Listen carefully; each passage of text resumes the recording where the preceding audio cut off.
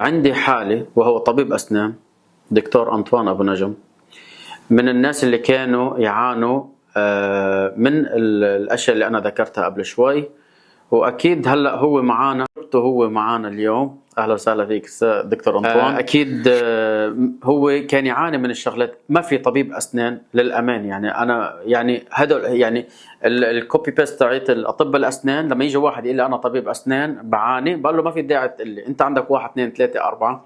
هلا في بعض الأطباء بيستغربوا إنه كيف عرفت. هذا بحكم شغلي وخبرتي بالمجال.